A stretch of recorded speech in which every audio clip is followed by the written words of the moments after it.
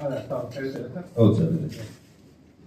ಈಗ ನಾವು ನಮ್ದಂಗೆ ಸ್ಟ್ಯಾಂಡ್ ಹೊಸದಾಗಿ ನಾವೇನು ಹೇಳಲ್ಲ, ನೀವೇನು ಹೇಳ್ತೀರಿ ಅದಕ್ಕೆ ತಕ್ಕಂತೆ ಒಂದೆರಡು ಪ್ರಶ್ನೆ ಕೇಳ್ತಾರೆ ಸರ್. ಮೊದಲನೇದಾಗಿ ಪತ್ರಗಳು ತೆಗಿತಾ ಇದ್ದಂಗೆ ಅಕ್ಕಪಕ್ಕದಲ್ಲಿ ಒಂದು ಇಬ್ರು ಮೂರು ಸ್ನೇಹಿತರು ಒಂದು ಪೇಪರ್ ಕಾಪಿ ಕೊಡಿ ಅಂತ. ನನ್ನ ಪ್ರಶ್ನೆ ಇಷ್ಟೇ, ದನ ಕಾಯೋರು ಇಷ್ಟು ಪೇಪರ್ ರೆಡಿ ಮಾಡ್ಕೊಂಡಿದೀವಿ, ನಾವು ದನ ಕಾಯೋರು ಇಷ್ಟು ಪೇಪರ್ ರೆಡಿ ಮಾಡ್ಕೊಂಡ್ ಬಂದಿದ್ದೀವಿ, ನೀವು ದೇಶ ಕಾಯೋರು ಎಷ್ಟು ಪೇಪರ್ ನಿಮ್ಮ ಹತ್ರ ರೆಡಿ ಇರಬೇಕು ಸರ್? ನನ್ನ ಹತ್ರನೇ ಕಾಪಿ ಕೇಳಿದ್ರೆ ತಪ್ಪಾಯ್ತದೆ, ಚೆನ್ನಾಗಿರಲ್ಲ, ಉಚಿತ ಅಲ್ಲ ನೀವು ಕೇಳೋದು ಸರ್. ತಾವು ಒಂದ್ ಕಡೆ ಏನ್ ಹೇಳಿದ್ರಿ, 2017ರಲ್ಲಿ ಒಂದು ಆದೇಶ ಆಗಿದೆ, 2017ರಿಂದ ಈಚೆಗೆ ಯಾವ್ದೆಲ್ಲ ಪರ್ಮಿಷನ್ ಇದೆ ಅದೆಲ್ಲ ಊರ್ಜಿತ ಆಗತ್ತೆ ಇಲ್ಲ ಅಂತ ಸರ್. ಒಂದ್ ಸ್ವಲ್ಪ ಓದ್ಕೊಂಡಿರುವಂತ ಎರಡು ಡಿಪಾರ್ಟ್ಮೆಂಟ್ ಮಹಾನುಭಾವರು ಒಬ್ರು 2024ರಲ್ಲಿ ಒಂದು ಲೆಟರ್ ಕೊಡ್ತಾರೆ. ಸೊ ಟೆಕ್ನಿಕಲಿ 2017ರಿಂದ ಈಚೆಗೆ ಆಯ್ತಲ್ಲ ಸರ್. ಇದು ಕೊಡೋದು ಯಾರು? ನೀರಾವರಿ ಇಲಾಖೆಯವರು. ಇನ್ನೊಬ್ರು ಅರಣ್ಯ ಇಲಾಖೆಯವರು ಕೊಡ್ತಾರೆ, ಅದು 2022ರಲ್ಲಿ ಕೊಡ್ತಾರೆ ಸರ್. ಸೊ ಅದು ಯಾವಾಗಾಯ್ತು? 17ರಿಂದ ಈಚೆಗೆ. ಈ ಎರಡೂ ಲೆಟರ್ ಅಲ್ಲಿ ಏನ್ ಬರೆದಿದ್ದಾರೆ ಅಂತ ಮಾತ್ರ ಹೇಳ್ತೀನಿ ಸರ್.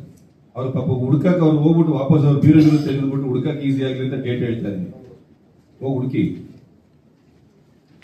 ಸರ್. ನೀರಾವರಿ ಇಲಾಖೆಯವ್ರು ಏನ್ ಬರೀತಾರೆ ನೋಡಿ, ಅವರು ಒಂದು ರೆಸಾರ್ಟ್ ಅವರಿಗೆ ಬರ್ತಿರೋದು ಲೆಟರ್. ಕಬಿನಿ ಹಿನ್ನೀರಿನಲ್ಲಿ ರೆಸಾರ್ಟ್ ಮತ್ತು ಹೋಮ್ ಸ್ಟೇ ಅನ್ನು ನಿರ್ಮಾಣ ಮಾಡಿರುವ ಸಂಬಂಧ ದಾಖಲೆಗಳನ್ನು ಸಲ್ಲಿಸುವ ಬಗ್ಗೆ ಇವರೇ ಬಂದಿರುವುದು. ಮೇಲ್ಕಂಡ ವಿಷಯಕ್ಕೆ ಸಂಬಂಧಪಟ್ಟಂತೆ ತಾವು ಹೆಗ್ಗಡದೇವನಕೋಟೆ ತಾಲೂಕಿನ ಕಬಿನಿ ಹಿನ್ನೀರಿನ ವ್ಯಾಪ್ತಿಯಲ್ಲಿ ರೆಸಾರ್ಟ್ ಮತ್ತು ಹೋಮ್ ಸ್ಟೇ ಅನ್ನು ನಿರ್ಮಾಣ ಮಾಡಿದ್ದು, ರೆಸಾರ್ಟ್ ಹೋಮ್ ಸ್ಟೇ ಅನ್ನು ನಿರ್ಮಾಣ ಮಾಡುವ ಸಂದರ್ಭದಲ್ಲಿ ಅನುಮೋದನೆಯಾದ ನಕ್ಷೆಯನ್ನು ಪರಿಗಣಿಸದೆ, ಇವರೇ ಬರೀತಾರೆ ಸರ್, ನಾವೆಲ್ಲ ಬರೀತಿರೋದಿಲ್ಲ, ಪರಿಗಣಿಸದೆ ಮತ್ತು ಸ್ವತಃ ಮಾಲೀಕರ ಜಾಗವನ್ನು ಅಲ್ಲದೆ ಇಲಾಖಾ ಜಾಗವನ್ನೂ ಸಹ ತಾವು ಒತ್ತುವರಿ ಮಾಡಿಕೊಂಡು ರೆಸಾರ್ಟ್ ಮತ್ತು ಹೋಮ್ ಸ್ಟೇಯನ್ನು ಉಪಯೋಗ ಮಾಡಿರುವುದಾಗಿ ತಾಲೂಕು ಮಟ್ಟದ ಸಭೆಗಳಲ್ಲಿ ಕಚೇರಿಗೆ ಖುದ್ದಾಗಿ ಸಾರ್ವಜನಿಕರು ಹಲವಾರು ಬಾರಿ ದೂರುಗಳನ್ನು ನೀಡಿರುತ್ತಾರೆ. ಇದನ್ನ ಹೇಳಿದೋಣ, ಬಿಜಿ ಆಗ್ಬಿಟ್ರು, ಗೋಮುದು ಸುಂದರ್ ಫ್ರೆಂಡ್ ಬಿಜಿ ಆಗ್ಬಿಟ್ರು, ನೀಡಿರುತ್ತಾರೆ. ಮುಂದಕ್ಕೆ ನೋಡಿ ಸರ್, ಇದು ಸೂಕ್ಷ್ಮವಾಗಿ ಗಮನಿಸಬೇಕಾಗಿರೋದು.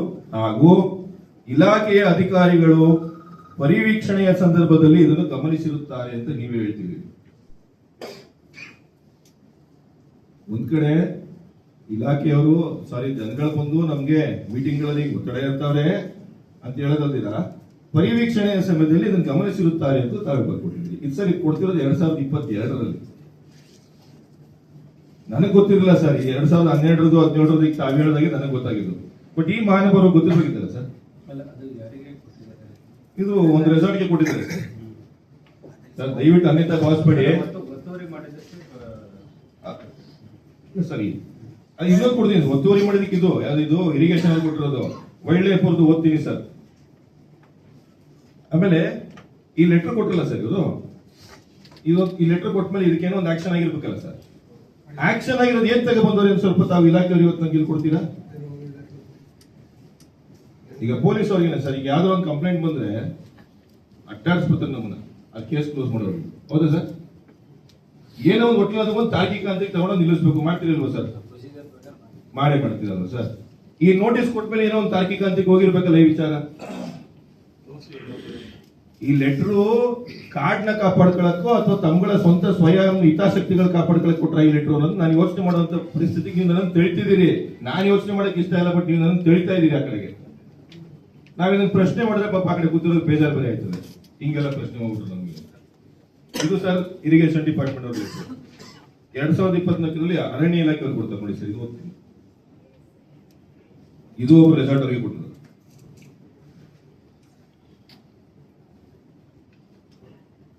ಪರಿಸರ ಸೂಕ್ಷ್ಮ ವಲಯ ಪ್ರದೇಶದಲ್ಲಿ ವಾಣಿಜ್ಯ ಉದ್ದೇಶಕ್ಕಾಗಿ ಅಕ್ರಮವಾಗಿ ಕಟ್ಟಡ ನಿರ್ಮಾಣ ಮಾಡಿರುವ ಬಗ್ಗೆ ಅಂದ್ರೆ ಆಲ್ರೆಡಿ ಲೆಟರ್ ಕನ್ಫರ್ಮೇಶನ್ ಕೊಟ್ಬಿಟ್ರು, ನೀವು ಅಕ್ರಮವಾಗಿ ನಿರ್ಮಾಣ ಮಾಡಿದ್ಯಾ ಅಂತ.